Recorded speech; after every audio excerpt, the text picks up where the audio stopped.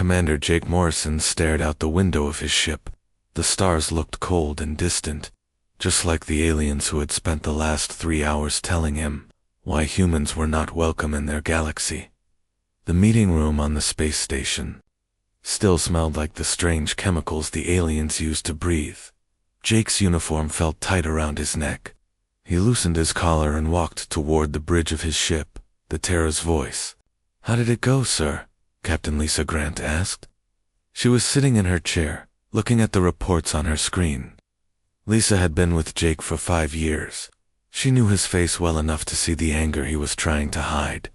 "Same as always," Jake said. He sat down heavily in his chair. "They told us no." Again, Lisa turned her screen toward him. The words on it made his stomach hurt. The Galactic Council had made a new rule. Humans could not settle in 12 more star systems. The reason they gave was simple. Humans were too aggressive. Aggressive, Jake said the word like it tasted bad. "We have been talking nicely to them for 30 years. We have followed every rule they made. We have given them everything they asked for, and they call us aggressive." The ship's communication system made a soft beeping sound. A message was coming in from Earth. Jake touched the screen to accept it. President Nathan Cross appeared on the screen. His face looked tired. Behind him, Jake could see Amy Rodriguez, the defense secretary. She looked angry. "Commander Morrison," the president said, "I just got your report about the council meeting. I want you to come home right away. We need to talk." "Yes, sir," Jake said. "Is something wrong?" The president was quiet for a moment. "The Vorthok attacked our research station at Kepler 442.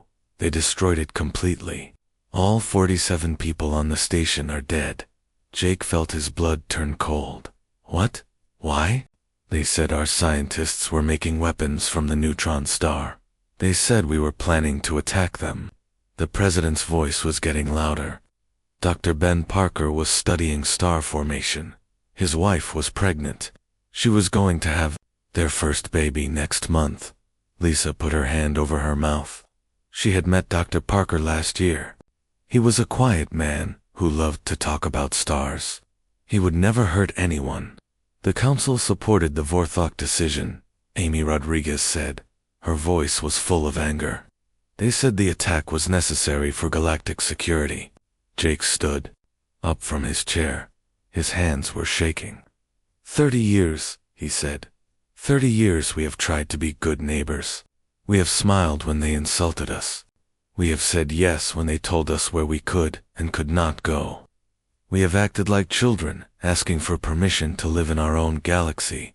"I know," the president said, "and I am tired of it." The communication screen went black for a moment. When it came back on, the president was standing in a different room. Jake recognized it as the president's war room deep under the White House. "Commander, I want you to listen carefully," the president said. "For 30 years, we have tried to solve our problems with words. Today, that ends. Today, we remind the galaxy why smart predators do not corner their prey." Jake looked at Lisa. Her eyes were wide with surprise. They had both served in the old Earth military before the peaceful space age began.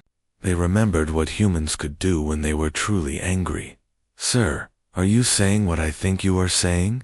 Jake asked. "I am saying that humanity is done being pushed around," the president replied. "I am saying that our patience has run out. I am saying that the galaxy is about to learn why they should have left us alone."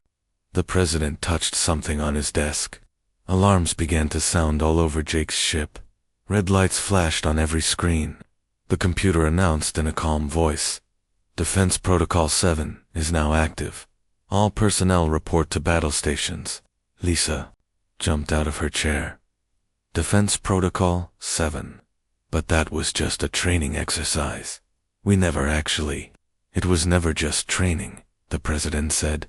"Admiral Kate Sullivan will contact you in 10 minutes with your orders."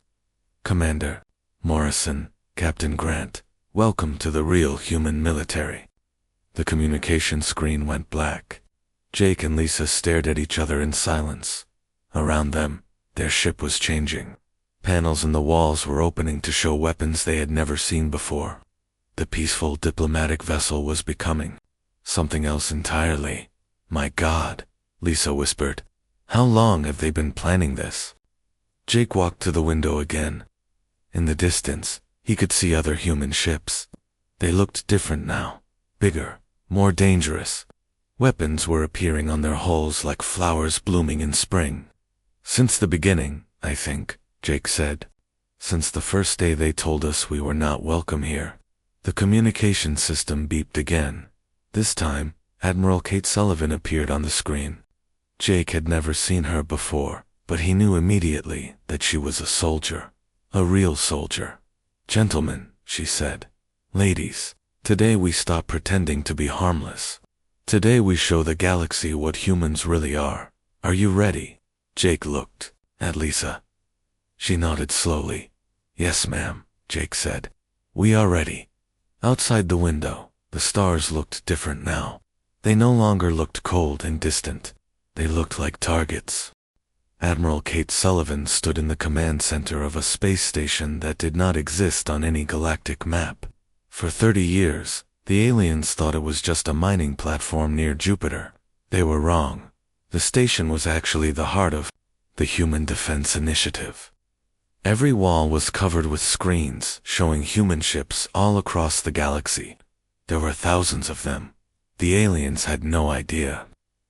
Colonel Mitchell, begin Phase 1, Admiral Sullivan said into her communication device. Colonel Ryan Mitchell was on the bridge of a ship called Earth's Wrath. The aliens had never seen this ship before. They had never seen any ships like it. It was long and black, and moved through space like a hunting shark. All ships, this is Colonel Mitchell, he said. Remove your disguises. Show them what we really are. Across the galaxy, human ships began to change. The slow, peaceful trading vessels suddenly grew weapons. The research ships revealed missile launchers. The diplomatic ships opened to show fighter craft hidden inside. Captain Nick Thompson watched his ship transform around him.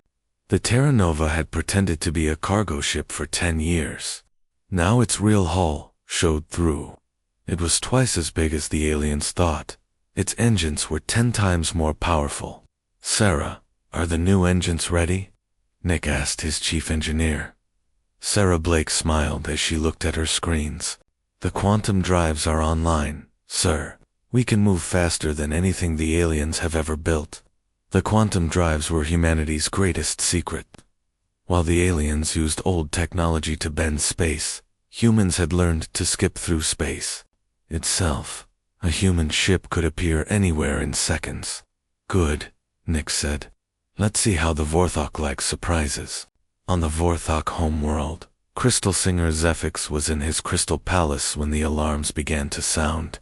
The Vorthok were beings made of living crystal. They had ruled the galaxy for thousands of years. They had never been afraid of anything. Today, they learned what fear felt like. What is happening? Zephix demanded.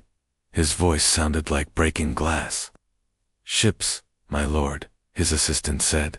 Human ships. They appeared from nowhere. They are everywhere. Zephix walked to his window. In the sky above his world, he could see human ships. There were hundreds of them. They had appeared in seconds, without warning. The Vorthok defense fleet was trying to respond, but the human ships moved too fast. Impossible, Zephix whispered. Humans do not have this technology. They are primitive. They are weak. On Earth, Dr. Alex Foster was in his laboratory deep underground. For 20 years, he had been developing weapons. The aliens thought he was a peaceful scientist, studying alien biology. He was studying alien biology, but not for peaceful reasons. Admiral Sullivan, he said into his communication device, the biological weapons are ready for deployment. Dr. Foster had spent decades learning how each alien species worked. He knew that Vorthok crystals could be shattered by the right sound frequencies. He knew that Zeridian water breathing could be stopped by changing the chemistry of their oceans. He knew that the Cathara insects used shared thoughts that could be disrupted. The aliens had been so proud to share their biology with human scientists. They thought it showed how advanced and superior they were. They never imagined that humans were learning how to kill them. Admiral Sullivan watched the reports coming in from across the galaxy. Human ships were appearing in every major alien system. The aliens were panicking. They had never seen so many ships move so fast. "Admiral," her assistant said, "we are getting communications from alien governments. They want to know what is happening." "Tell them," Admiral Sullivan said, "that they are seeing the real human military for the first time." On the Zeridian Ocean, world of Aqua Prime, Deep Current Prime Aquarius, was swimming in his command center when the human ships arrived. The Zeridians lived underwater and had gills instead of lungs. They thought this made them safe from land-based creatures like humans. They were wrong, Captain. Maria Santos commanded the human ships above Aqua Prime. She looked down at the blue ocean world and smiled. "Deploy the chemical packages," she ordered. Small pods fell from her ships into the Zeridian oceans. The pods dissolved and released chemicals that Dr. Foster had designed. The chemicals were harmless to land creatures, but they made water impossible for Zeridians to breathe. Below the surface, Aquarius felt his gills burning. The water that had always been his home was becoming poison. "What are they doing to us?" he gasped. Meanwhile, in the Cathara hive worlds, Lieutenant Colonel Steve Adams was preparing a different kind of attack. The Cathara were insects who shared a group mind. Every individual bug was connected to every other bug through mental links. Dr. Foster had learned how those mental links worked, and he had learned how to break them. "Begin electromagnetic pulse deployment," Steve ordered. Special devices on the human ships began sending out electromagnetic waves. The waves were tuned to the exact frequency of Cathara brain communication. One by one, the mental links between the insects began to fail. For the first time in their species' history, individual Cathara found themselves alone in their own minds. The terror was overwhelming. Queen Mind Buzzek felt her connection to her billions of children disappearing. She tried to scream, but no one could hear her thoughts anymore. Back on the human command station, Admiral Sullivan received reports from all the human fleets. Every attack was going perfectly. 30 years of planning was paying off. Admiral Colonel Mitchell's voice came through the communication system. "Phase 1 is complete. All alien military forces are in chaos. They do not know how to fight ships they cannot see coming." Admiral Sullivan nodded. The aliens had always dismissed human technology as crude and simple. They thought human ships were slow and weak because that was what humans had wanted them to think. Every human merchant ship had been a spy vessel, studying alien defenses. Every human research station had been a military base in disguise. Every human diplomat had been gathering intelligence about alien weaknesses. "Begin Phase 2, Admiral Sullivan ordered. "Show them that we have been watching them. Show them that we know everything about them." Across the galaxy, human commanders opened sealed files that contained 30 years of intelligence gathering. They knew where every alien leader lived. They knew every alien military secret. They knew every alien fear. The aliens had thought they were teaching humans about galactic civilization. Instead, they had been teaching humans how to destroy them, Captain. Nick Thompson read his target file about Crystal Singer's ethics. The file contained 30 years of observations about the Vorthok leader. It knew his daily routine, his personal habits, his private fears. It even knew that he was afraid of entropy and chaos. "Time to give him some chaos," Nick said, and smiled. General Marcus Stone stood on the bridge of his flagship as it dropped out of quantum space above the Vorthok crystal world of Harmony Prime. The planet below looked like a giant jewel, its surface covered with perfect crystal cities that had stood for 10,000 years. In 30 minutes, those cities would be dust. "All units. This is General Stone," he said into his communication device. Begin Operation Crystal Break. The Vorthok had always been proud of their crystal technology. Their ships, their buildings, their weapons, everything was made of living crystal that could repair itself and grow stronger over time. They thought it made them invincible. Dr. Alex Foster had studied Vorthok crystals for 20 years. He had learned that every crystal had a natural frequency, like a musical note. If you played the right sound at the right volume, any crystal would shatter. The human ships above Harmony Prime began to broadcast. It was not music. It was not speech. It was pure sound designed to destroy crystal. On the planet below, Crystal Singer Zephix felt his palace beginning to shake. The perfect walls that had stood for centuries started to crack. The sound was coming from everywhere at once.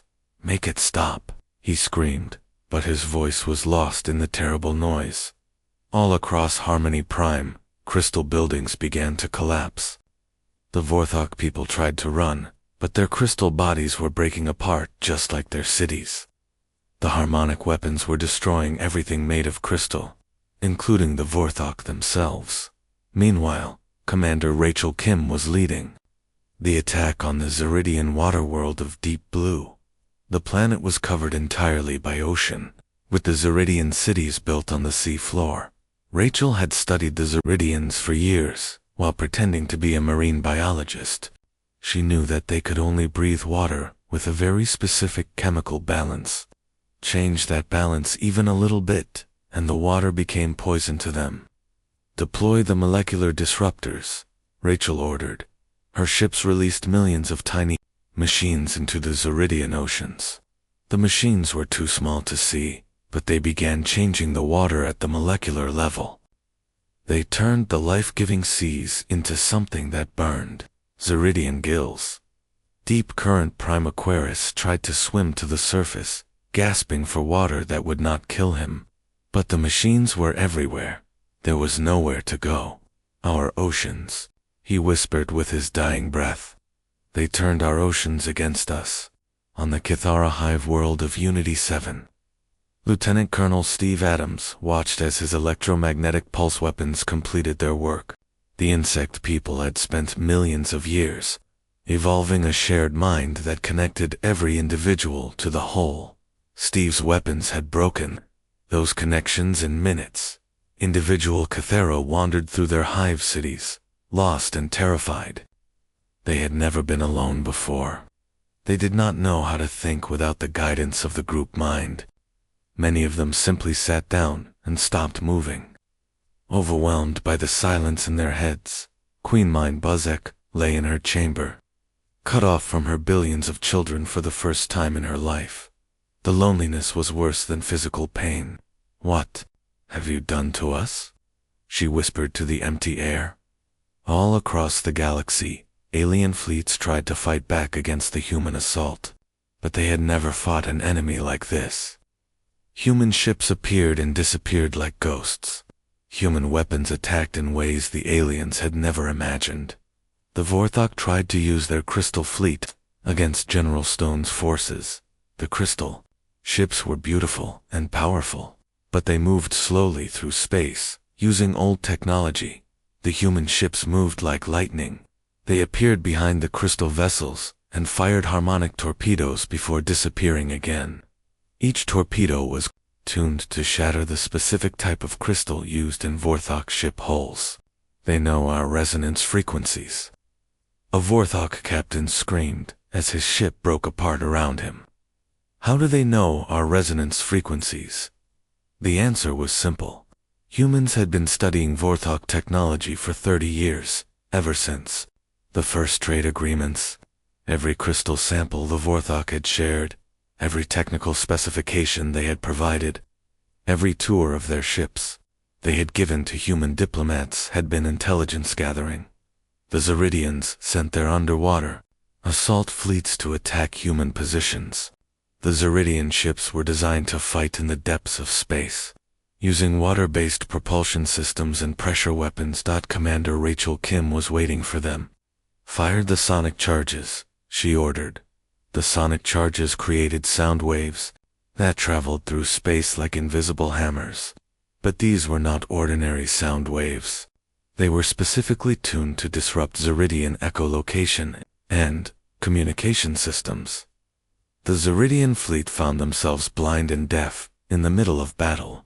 Their ships crashed into each other as they tried to navigate without their natural senses. The Cathara tried to use their swarm tactics against the humans.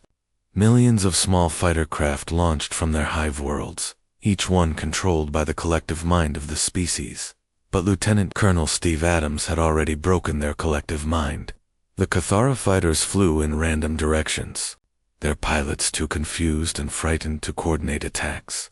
They cannot even fly straight anymore, Steve observed with satisfaction.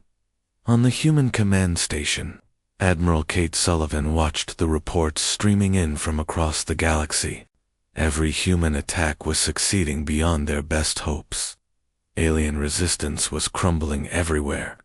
Admiral, her communications officer said, "We are receiving surrender requests from 17 alien governments. They want to negotiate." Admiral Sullivan smiled coldly. "Tell them that humanity is no longer interested in negotiations.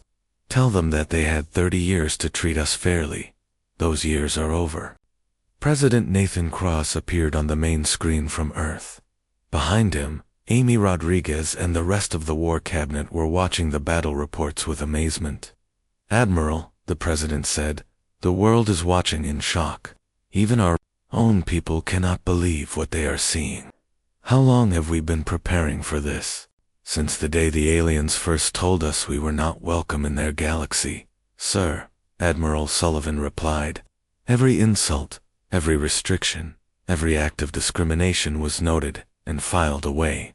We never forgot, we never forgave, we just waited for the right moment." Captain Nick Thompson's voice came over the communication system from the Vorthok front. "Admiral Crystal Singer, Zephyx is requesting personal communication with human leadership. He says he wants to surrender his entire species." Admiral Sullivan looked at President Cross. The President nodded slowly. "Put him through," she said. Crystal-Singer. Zephyx appeared on the screen. The proud alien leader, who had insulted humanity for decades, was now broken and defeated. His crystal body was cracked and dim. "Please," he whispered, "stop the attacks. We surrender. We will give you anything you want." 30 years too late," Admiral Sullivan replied. "You should have thought about surrender before you killed our scientists.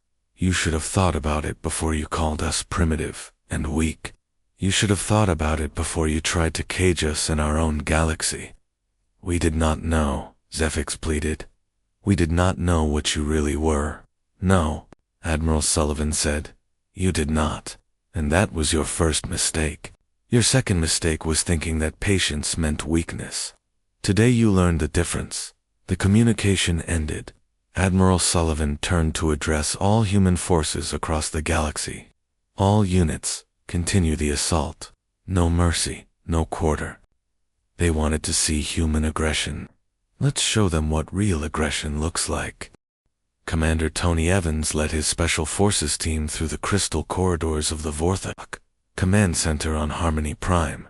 The building was still shaking from the harmonic attacks, but the humans moved through it like they had been there before, because they had been there before. "Left turn here, then straight to the main command chamber," Tony said to his team. He was reading from a map that showed every room, every corridor, every secret passage in the building. His team members looked at him with surprise. "Sir, how do you know the layout so well?" Sergeant Amy Brooks asked. Tony smiled grimly. "Because we have been mapping this place for 15 years. Every human diplomat who visited this building was also a spy. Every cultural exchange was intelligence gathering. Every friendly meeting was a reconnaissance mission. The Vorthok had been so proud to show off their beautiful crystal cities to their human guests. They had given detailed tours, explained their technology, shared their customs and traditions. They thought they were educating primitive aliens about advanced civilization. They had actually been teaching humans how to destroy them." Tony's team reached the main command chamber. Inside, they found Crystal Singer Zephyx and his top commanders, trying to coordinate their defense. The alien leaders looked up in terror as the humans entered. "Impossible," Zephyx whispered. "How did you get past our security? How did you find us?" Tony pulled out a small device and showed it to him. "This device contains 15 years of detailed intelligence about your command structure, your security systems, your personal habits, and your escape routes. We know everything about you, Zephyx. We know you wake up at the same time every day. We know you eat the same crystal nutrients for breakfast. We know you are afraid of the dark." As if to prove his point, Tony pressed a button on his device. The lights in the chamber went out. In the darkness, they could hear Zephyx making sounds of terror. Like all Vorthok, he needed light to maintain his crystal structure. Darkness meant death. "Please," Zephyx begged. "Turn the lights back on. I will surrender. I will give you anything." "Too late for that," Tony said. The lights came back on, showing Tony's team surrounding the alien commanders. "You are coming with us. The galaxy needs to see what happens to those who threaten humanity." Meanwhile, Captain Maria Santos was demonstrating humanity's logistical superiority in the Zeridian systems, while alien forces struggled to communicate and coordinate their defense. Human supply lines operated with perfect efficiency. Every human ship knew exactly where to go and what to do. Every human commander had detailed orders prepared years in advance. Every human weapon was designed for maximum effectiveness against specific alien targets. Admiral Sullivan, Maria reported from her flagship above Deep Blue. "Our supply lines are operating at 100% efficiency. We have captured 17 Zeridian command centers and taken control of their communications networks." The aliens were learning that humans had not just prepared weapons and ships. They had prepared an entire war machine that could operate across the galaxy with clockwork precision. Dr. Helen Park was leading the psychological warfare operations from a hidden base in the asteroid belt. For 20 years, she had studied alien psychology while pretending to be a cultural anthropologist. She knew that Vorthok crystals became unstable when exposed to randomness and chaos. She knew that Zeridians went insane when cut off from water for too long. She knew that Cathara individuals would panic when separated from their group mind. "Begin Phase 3 of psychological operations," Dr. Park ordered her team. Across the galaxy, human forces began using targeted psychological weapons against each alien species. Vorthok cities were subjected to random noise patterns that drove their crystal minds toward madness. Zeridian prisoners were held in dry chambers that slowly broke their will to resist. Cathara individuals were isolated in soundproof cells where they could not hear their hivemates. The aliens had always thought that humans were psychologically simple and primitive. They had shared their deepest fears and cultural taboos with human researchers, thinking it showed their superior understanding of psychology. They had actually been giving humans the keys to their own mental destruction. On the Vorthok world of Crystal Song, General Marcus Stone watched as Vorthok civilians fled their collapsing cities, but there was nowhere to run. Human forces had surrounded the entire planet. "General," his communications officer said, "we are receiving a message from the Galactic Council. They want to arrange peace talks." Marcus laughed bitterly. Peace talks? Where were the peace talks when they destroyed our research station? Where were the peace talks when they called us aggressive primitives? Where were the peace talks when they tried to lock us away in a corner of the galaxy like unwanted children?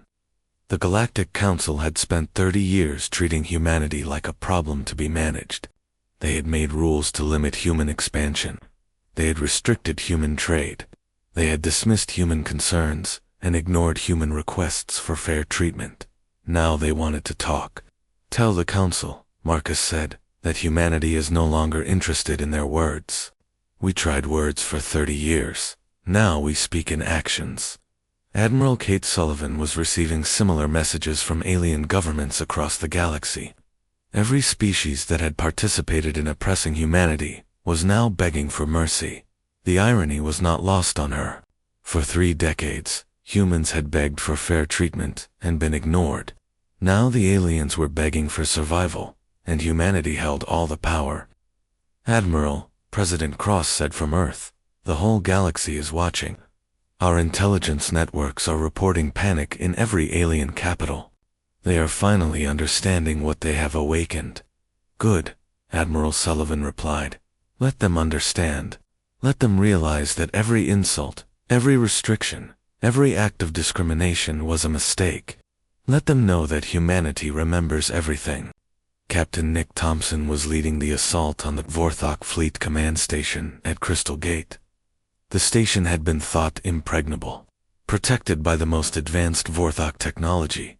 But Nick had been there before, as a diplomatic observer during peace negotiations 5 years ago. He knew exactly where the station's weaknesses were. Target the harmonic resonance chambers on levels 7 and 14, he ordered his weapons officer. "Those are the structural weak points." His harmonic torpedo struck with perfect precision. The massive crystal station began to break apart from the inside. Its own structural harmonics turned against it as the station died. Nick thought about all the human diplomats who had been humiliated in that same station. All the times humans had been forced to sit in uncomfortable chairs while aliens decided their fate. All the dismissive looks and condescending words. "This is for every human who had to smile and bow, while you treated us like children," he said as the station exploded. Back on Earth, Dr. Alex Foster was analyzing the battle reports from across the galaxy. Every weapon he had designed was performing exactly as planned. Every alien weakness he had discovered was being exploited perfectly. 30 years of research, he said to his assistant. 30 years of studying their biology, their technology, their psychology. They thought we were learning to appreciate their superior civilization. We were actually learning how to destroy it. The assistant looked at the reports with amazement. "Doctor, the effectiveness rates are incredible. Our weapons are 90% effective against Vorthok crystals, 96% effective against Ceridian biology, and 99% effective against Cathara mental networks." Dr. Foster nodded with satisfaction. "That is what happens when you spend 3 decades preparing for war, while your enemies think you are preparing for peace." The galaxy was finally learning the truth about humanity. Every smile had hidden anger. Every diplomatic courtesy had concealed strategic planning. Every apparent act of weakness had been part of a larger plan. The aliens had pushed humanity into a corner, thinking they were dealing with a weak and primitive species. They had unknowingly cornered the most dangerous predator in the galaxy, and now that predator was free. 3 months after the war began, President Nathan Cross stood on the steps of what used to be the Vorthok Crystal Palace. The beautiful building now served as the headquarters of the new Human Galactic Authority. Behind him, Admiral Kate Sullivan watched as human ships patrolled the skies of the former Vorthok capital world. The message was clear to everyone in the galaxy. Humanity was now in charge. "People of the galaxy," President Cross began his speech. Representatives from every alien species sat in front of him, their heads bowed in defeat. "Today we gather to discuss the new order." In the audience, crystal singer Zephix sat in chains made of a metal that interfered with his crystal body. Beside him, Deep Current Prime Aquarius breathed through a human-made device that filtered the air for his damaged gills. Queen Mind Buzzik sat alone, cut off from her hive forever. These were the leaders who had spent 30 years calling humans primitive and aggressive. Now they were prisoners of the species they had dismissed. "For 3 decades, President Krauss continued, humanity tried to live peacefully with our galactic neighbors. We followed your rules. We accepted your restrictions. We smiled when you insulted us and said thank you when you allowed us scraps from your table." The alien representatives shifted uncomfortably in their seats. They remembered those years differently. They had thought they were generously educating a young species about galactic civilization. "But you made a mistake," the president said. His voice grew harder. You thought that patience meant weakness. You thought that diplomacy meant submission. You thought that because we did not fight back immediately, we never would fight back at all. Admiral Sullivan stepped forward. The war is over, she announced. All major alien military forces have surrendered. Your governments have accepted unconditional defeat. Now we will discuss the terms of peace.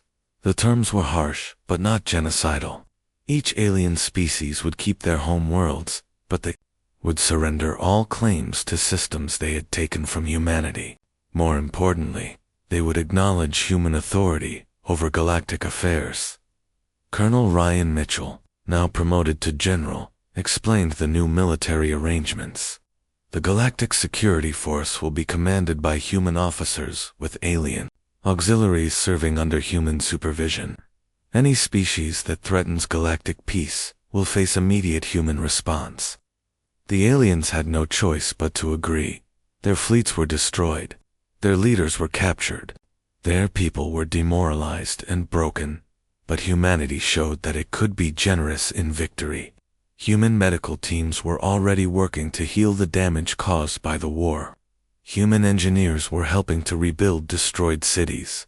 Human teachers were offering to share technology and knowledge. Captain Maria Santos, now an admiral, was overseeing the reconstruction of the Zeridian worlds. We are not conquerors, she told the Zeridian survivors. We are the new protectors of galactic peace. Treat us with respect, and we will treat you fairly. The Zeridians had learned their lesson. They bowed their heads and promised to obey human authority. Dr. Helen Park was working with former alien leaders to establish the new government structure. She knew their psychology better than they knew it themselves. She knew exactly how to keep them loyal without being cruel. The key, she explained to her human colleagues, is to let them keep their dignity while making sure they never forget who is really in charge. Commander Tony Evans, now a colonel, was establishing the new intelligence networks. Every alien world would have human observers. Every alien government would have human advisors. Every alien military unit would have human commanders. We will never again be caught off guard, he told his agents. We will know everything that happens in this galaxy before it happens. Captain Nick Thompson, promoted to admiral, was designing the new space patrol routes. Human ships would be everywhere, watching everything, ready to respond to any threat in minutes. The aliens learned that our ships can appear anywhere instantly, he said. Now they will never feel safe plotting against us, because they will never know which human ship might be watching them. The most important change was psychological. The galaxy had spent millennia thinking that older meant wiser, that bigger meant stronger, that more advanced technology meant better warriors. Humanity had proven all of those assumptions wrong in 3 months of devastating warfare. Commander Jake Morrison, now Governor-General of the former Vorthok territories, often walked through the crystal cities that humans now controlled. Alien children played in the streets, while their parents worked under human supervision. The children did not seem afraid of humans. They were too young to remember the old galaxy where their species had been dominant. To them, human authority was just the natural order of things. That is how it should be, Jake thought to himself. The children will grow up knowing that humans are the protectors of peace. They will never think to challenge us because they will never remember a time when we were not in charge. The older aliens remembered, though. They remembered when they had been the masters, and humans had been the servants. The memory burned in their hearts, but they were too broken to act on it. Dr. Alex Foster continued his research, but now he worked openly instead of in secret. Alien scientists brought him their discoveries and asked for his approval before proceeding with any experiments.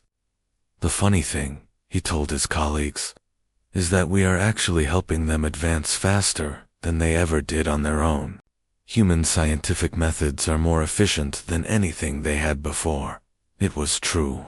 Under human guidance, alien technology was improving rapidly, but every improvement was controlled by humans. Every new discovery was shared with human authorities first. The aliens were becoming more advanced, but they were also becoming more dependent on human leadership. Admiral Kate Sullivan looked out from her office window at the busy streets of the galactic capital. Humans and aliens worked side by side, but there was no question about who was in charge. The war lasted 3 months, she said to President Cross during one of their regular communications. The peace will last forever. How can you be so sure? The president asked. Because we have taught them the most important lesson in galactic history, Admiral Sullivan replied. We have taught them that humanity's patience is not weakness. It is preparation. The galaxy had learned that lesson well. Every alien species now understood that humans were patient not because they were weak, but because they were smart. They planned ahead. They prepared for every possibility. They remembered every insult and every injustice.